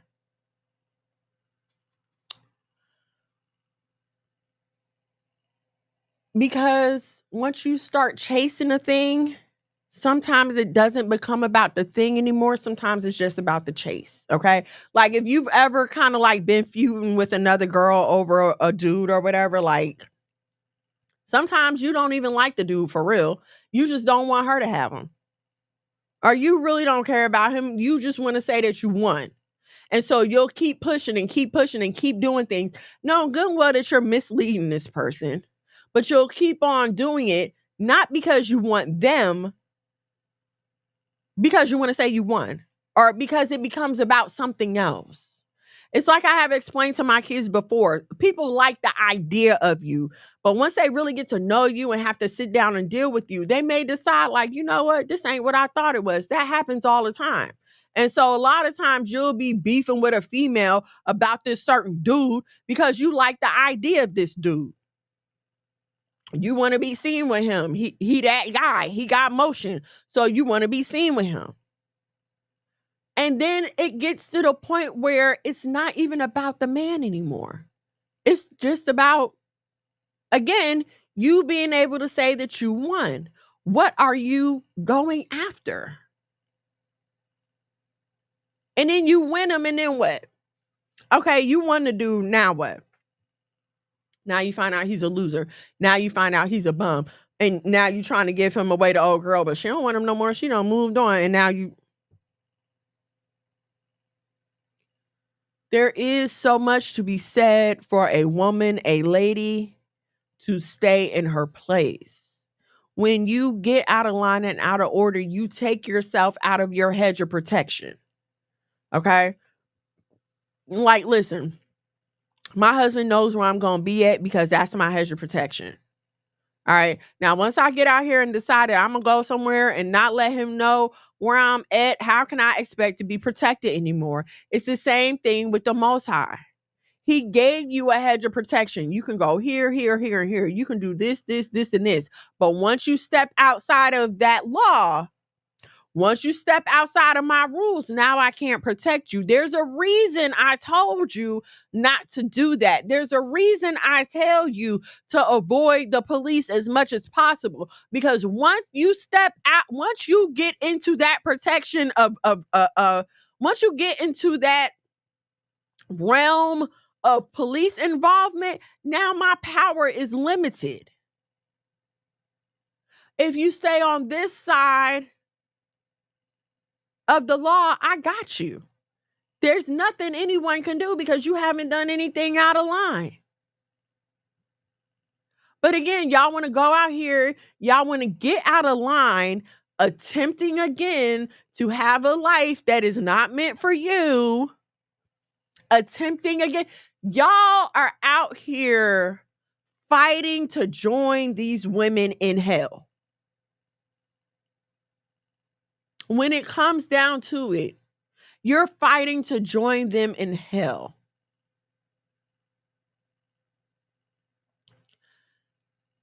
From the attitude that you have to adopt in order to make it in what they call the game, the streets, whatever they're calling this ethos of dating life right now. The way that you have to act like you don't care, the way that you have to act like you don't have any feelings, the games that you have to play. I hated having to play games. If I have to lie to you about what I'm doing because I feel like you're not paying attention to me, I don't want to deal with you. Like, I never wanted to date somebody that I had to be like, oh yeah, I'm having such a good time when I'm sitting at home on my couch. Like, why can't I just be real? Like, nah, I'm chilling and you still be interested in me. You understand what I'm saying? Like, I never got into that kind of game plan. Okay, but some of y'all do for some odd reason. And you build this lie, this persona, this fake person. Again, always feeling like, well, I have the Most High to go back to. I have my life that I'm supposed to live. You out here living like a spy. It's like you're a foreign exchange student. That's what it is. It's like you're a foreign exchange student. Like, okay, I'm gonna come and live over here with y'all hoodlums. I'm gonna come and dance with the devil. And then when I'm done, when my foreign exchange is over, I want to just be able to go back home and be happy. But it never works that way. Just like the old folks used to say, you lay down with dog, you wake up with fleas. So you lay down in the gutter with the dogs, but them fleas is coming with you, boo. Even when you go back over to righteousness, the fleas are coming with you. Right? And so whereas before your issue may have been, oh, I'm lonely. Oh, I'm lonely. I'm a little bored. I wish I had, this, that, and that. Now you got some real life issues to deal with. Not only am I lonely and I'm bored, but I'm hyper vigilant. I have a ridiculous amount of anxiety because of the things that I've been through. I don't trust anyone because of the things that I've been through. I don't know how to be myself anymore because I've been so busy being someone else, trying to get people to like me, and I don't remember who I am. I don't remember what I like and what I don't like. I don't know. because I've been so busy being someone else. And so now you're literally starting over, trying to get to know yourself again at whatever big age you are now. And it's not funny. It's actually sad. It's sad. You've got to recover at 25, at 30. Trying to get back the past 5 or 10 years of your life. Trying to remember, trying to piece things together, trying to figure out what was I doing and why did I do that? And we talk about therapy like it's just some kind of light affair, but first of all, it's not cheap. And that takes work. You have to be willing to be honest. And take responsibility and admit.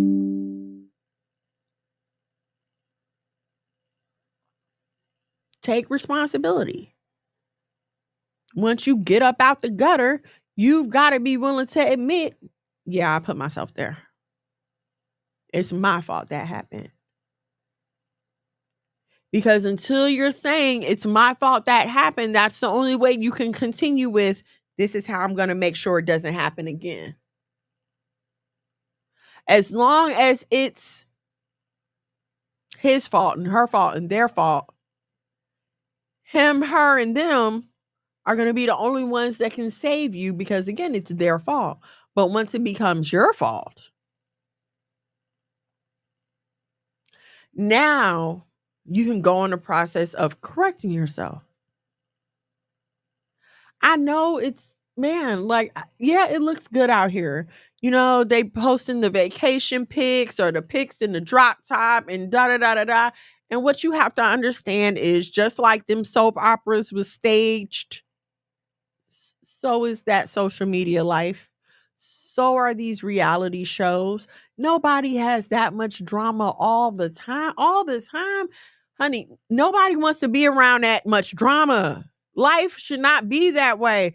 We have forgotten that TV is supposed to be an escape. It's supposed to be like an imagination. And we've started trying to make it our real lives. But people who are grounded in reality are not, we ain't got to argue about everything. Everything don't have to be an argument. You don't always have to say something crazy. Like, that's just not real. I was talking to my friend this week, my friend in Jersey.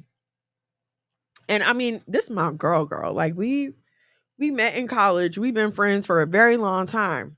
So we talk. Like, I will call her and talk to her, and she will call me and talk to me, and for real.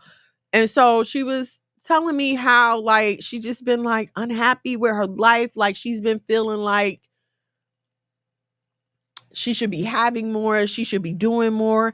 And now my friend is blessed. She owns her home. She's raised 3 healthy, young, felony-free, conviction-free Black men. She ain't never been to the jailhouse, the courthouse, or the cemetery. She's engaged to get married. Granted, her father's health is failing. Okay. And I'm gonna say, I'm not gonna say that does not mean that she's not blessed, because this is a natural course of things, right? Like, your parents get sick and things happen with your parents, right? But I had to tell her, like, stop looking around. The only reason that you are not content with what you have is because you can look around and see what other people have and see that they have more and feel like, well, why don't I have that too? Or I deserve that too. How come my life isn't like this? Why can't I do what they do? Stop looking around. Shira was doing just fine as the house dog until she started looking at what the puppy was doing. Shira had her freedom. She could walk around the house. She would follow me around. I mean, no dogs are allowed in my kitchen. I don't play that. Okay, but besides the kitchen, the world was hers. She lay where she wants to, follow me outside.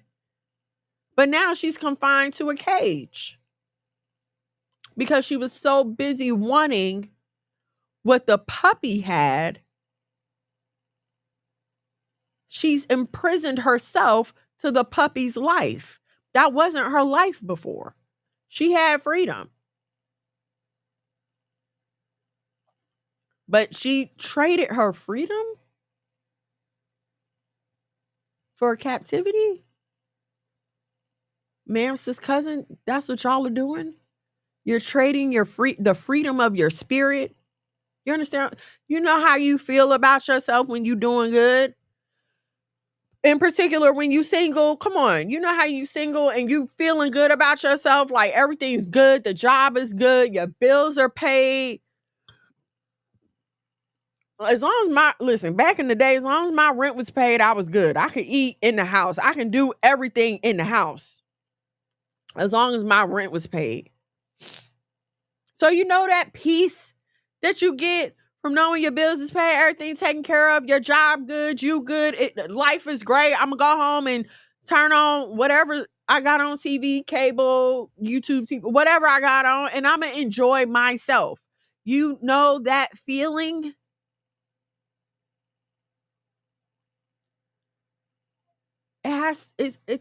It's okay to feel that way, and it's fine to feel that way. It is okay to feel complete by yourself. It's not until you pick up the phone and you get on Instagram and you see somebody's engagement photos, or you see them taking a picture in front of some blue ocean, or they're, posing in front of their car, that you start to feel bad about what you have. But think about it. The second before you picked up that phone, you was in heaven. You were in bliss. And look, it still happens to me sometimes. I'm good. I got my snacks. I'm about to watch some TV. My husband, good. The kids not bothering me. I'm great. And then I pick up the phone and it's like, oh, well, should I be doing more of my life? Like, do I need to be out? Do I need to? No, I don't need to be. I need to be right where I'm at. Put down the phone, y'all.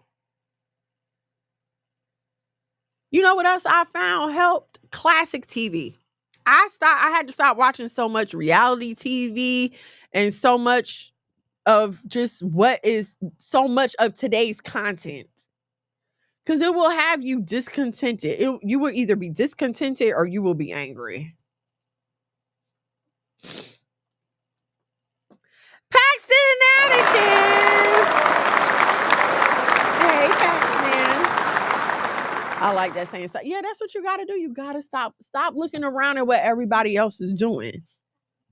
You will think that your glass is half full until you look at somebody else's and feel like they have more than yours, and now what you have isn't good enough all of a sudden. We got to stop doing that.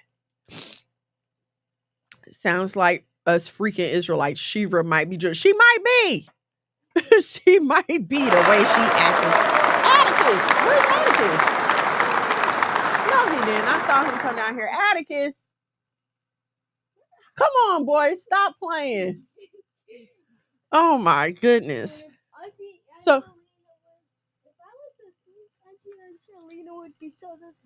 she would be so disappointed. So I just want to leave y'all with that. Don't be jealous like the dogs. Okay? And that's the way you got to think about it. Like, dogs get jealous. Dogs can't control their emotions. Come here. Dogs can't control their emotion. The dogs get jealous.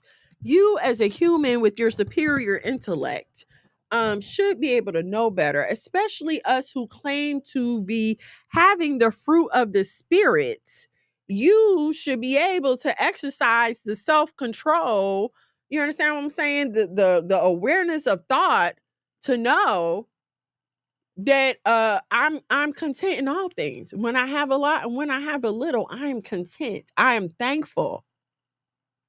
And I hate, I don't like when people try to make you feel thankful compared to other people. Like, oh, be thankful because you could be homeless, or you could be this, or you could be that. And that's all well and good, but like, I don't want my husband to come to me and be like, thank you because I could have a raggedy wife. I just want you to come to me and be like, thank you. I love you. Thank you. You're awesome. I don't want to always have to be compared to someone else. I don't want to only be valuable to you because I'm better than someone else. You understand what I'm saying? Like, yes, that is a reason to be valued, but I don't want that to be the only reason you value me. And so the same thing with the Most High. Just tell him thank you for what you have, you by yourself, not because you have more than someone else. And then don't be angry because you have less or you feel like you have less than someone else. Be content with yourself where you are. Oh, look, Miss Brianna said, hey, boys. Say hey. Look at y'all. Say thank you. Thank you. Is that Auntie Angelina? No, that's Miss Brianna. See her name right there? Mm-hmm. That's Miss Brianna. So say thank you. Thank you. All right, y'all got anything to add, guys? Anything y'all want to say? About school. About school? What you want to talk about school? I like school now. Pretty fun. It's pretty fun. You like it? My favorite subject is science. Okay. What did we learn in school today? Anything that stood out to you that you learned today? Facts. Paxton, anything you learned today? Stop. I learned how to play with the mouse on the TV. Come closer so everybody can see you. You said what now? You learned how to do what? You learned how to play with the mouse. On the TV screen. Oh, I also learned that. Hold on. Get the mic. Get the mic so you can talk. Where? Perfect pose. I learned. I don't know. What didn't we learn about the explorers, the European explorers? Oh yeah. And what did you learn about them? That they explored places. That they explored places and that is so generous. So yeah, we're talking about European explorers and social studies with Paxton. And when I tell y'all that this is one of the main reasons that I'm happy that I homeschool, because I'm able to clarify the truth about colonization, its purposes, the effects of colonization. You know, in the history book, they try to make it sound cute. But no, we're going to tell the truth about what happened to our brothers and sisters. So that's another reason why I'm so very thankful for like schools like Connections Academy, because I still want them to be able to go out here and compete in the marketplace if they should so choose. Our prayer is, and we're setting it up so that they can just continue with our businesses. But they have other interests. They may want to take a college class about bugs. They may want to, be a doctor, whatever. I want the world to be open to them. So they need to know the information that everyone else knows, except they'll have an advantage in that they'll know the truth. What's up? Nothing. So what you raising your hand for? No, I was raising the stick. So that, they'll know the same thing everyone else knows, but they'll know the truth already. Like they won't have to, unlearn and re-educate themselves like a lot of us did. So that is one reason I'm very, very thankful to be able to homeschool that. It is such a blessing to be able to homeschool. I mean, honestly, when I look at how my girls grew up and how my boys are growing up, they're growing up in two totally different lifestyles. I feel like I know my boys more at this age than I did my girls. And I mean, we're together all the time. Bethany took her first steps at daycare. I'll never forget it. I was so crushed. I saw their first steps. I saw their first everything. I was there when their tooth fell out. I mean, I've been here for everything. And so it's just a different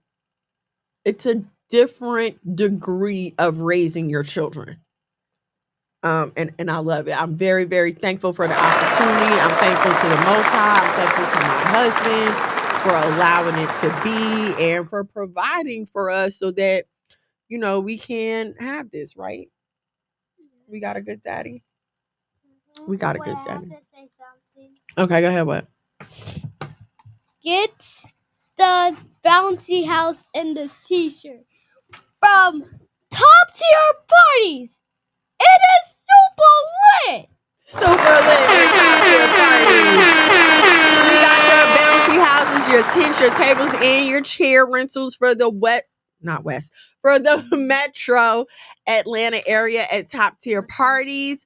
The Print Doctors is our custom t-shirt printing business. My husband is actually dropping off an order for Clark Atlanta right now. It's their homecoming week, so he's out there dropping off orders for them. So that is our business, the Print Doctors. If you have any questions about any of our businesses or want to follow on social media, you can go to my or my husband's Facebook profile. But it's at Top Tier Parties, at the Print Doctors, and Mono's West Side Bullies. Okay. Can I say something? Yeah. That is not you saying something. That was you blowing a whistle. Okay. Please make sure y'all like, share, subscribe, leave comments. I don't know why, but when we're on Restream, the comments don't stay on the YouTube. I don't know why. That sucks because I need the YouTube comments. So please leave a comment, leave a like, leave a share, subscribe to the YouTube at Monologue Magad. MONOLOG MAGAD.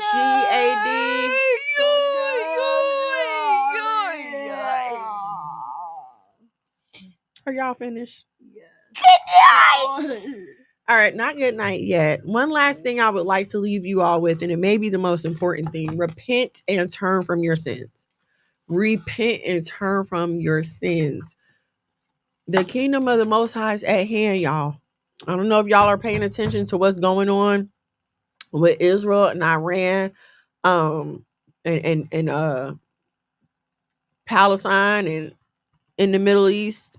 I was listening to, I forgot what I was listening to today, but they're basically saying like the United States is coming to a point where they're disagreeing with the Prime Minister of Israel and some of the actions that he's taking.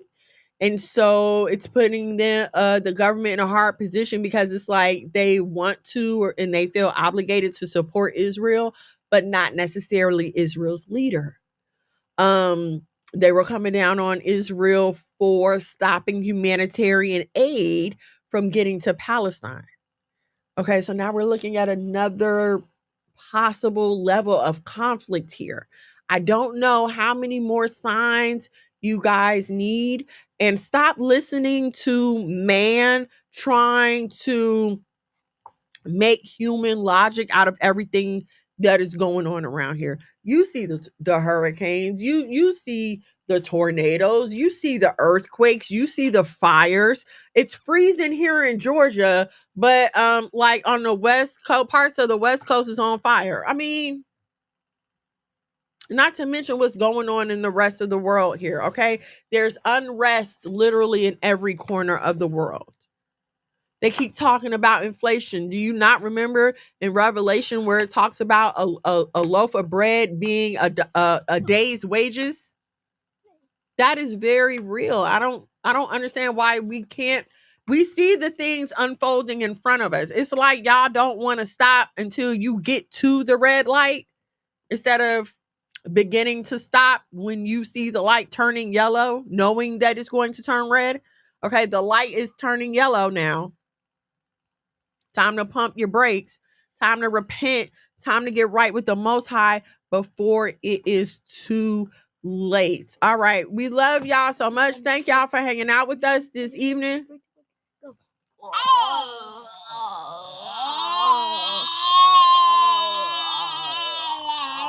All right, we gotta go. It's 10:03. I'm over my time. I will see y'all in these social media streets: TikTok, Facebook, Instagram. I am at Miss Mono's World.